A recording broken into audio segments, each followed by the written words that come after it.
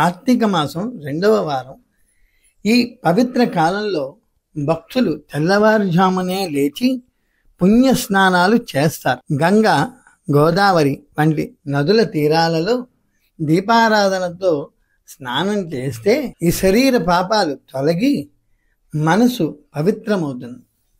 ప్రతి ఉదయం సూర్యోదయానికి ముందు స్నానం చేసి దీపం వెలిగించడం వల్ల అపారమైన పుణ్యం లభిస్తుంది. తులసి ఆరాధన. ఈ వారంలో తులసి సేవకు విశేషమైన ప్రాధాన్యం ఉంది. ఇంటి ముందు తులసి చెట్టు వద్ద దీపం వెలిగించి ప్రదక్షిణ చేయడం శాస్త్రోక్తం. తులసి నామస్మరణ చేస్తే కృష్ణ భక్తి పెరుగుతుంది. మనలో ఆధ్యాత్మిక కాంతి వెలుగుతుంది. దీపాలతో అలంకరించిన తులసివనం భక్తుల హృదయాలను దివ్యముగా మారుస్తుంది. దీపదానం కార్తీక మాసపు హృదయం. 2వ వారంలో దీపాల సంఖ్యను పెంచి ఇంటి ముందు, దేవాలయాల్లో, నదీ తీరాలలో వందలాది దీపాలు వెలిగిస్తారు. ఆ దీపాల కాంతి చీకటిని పారద్రోలుతుంది. దీపం వెలిగించడం అంటే మనలోని అవిద్య, అంధకారాన్ని తొలగించి జ్ఞాన జ్యోతిని వెలిగించడం అనే భావం. శివ వర్షిప్. కార్తీక సోమవారాలు మహాపవిత్రమైనవి. ఈ వారంలో భక్తులు రుద్రాభిషేకాలు చేసి లింగార్చనలో లీనమవుతారు.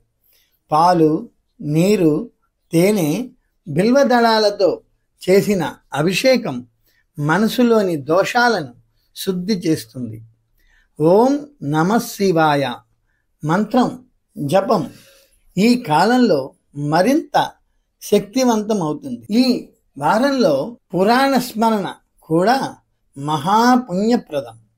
సత్యాన్ని కాపాడటానికి ప్రతి దాన్ని చదించిన హరిశ్చంద్రుని కథ, శివభక్తితో యమధర్మరాజుని జయించిన మార్కండేయుని కథ, ఇలాంటి కథలు మనలో సత్యం, ధర్మం, భక్తి మరింత బలపడేలా చేస్తాయి. ఇలా కార్తీక మాసం 2వ వారంలో దీపారాధన, తులసి సేవ, శివారాధన, పుణ్యస్నానాలు, పురాణ స్మరణాలు చేస్తే మన జీవితంలో ధర్మం నిలిచి ఉంటుంది.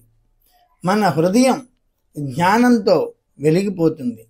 భక్తితో గడిపిన ఈ రోజులు మనకు శాశ్వతమైన ఆధ్యాత్మిక సంపదను ప్రసాదిస్తాయి. ఓం నమః శివాయ.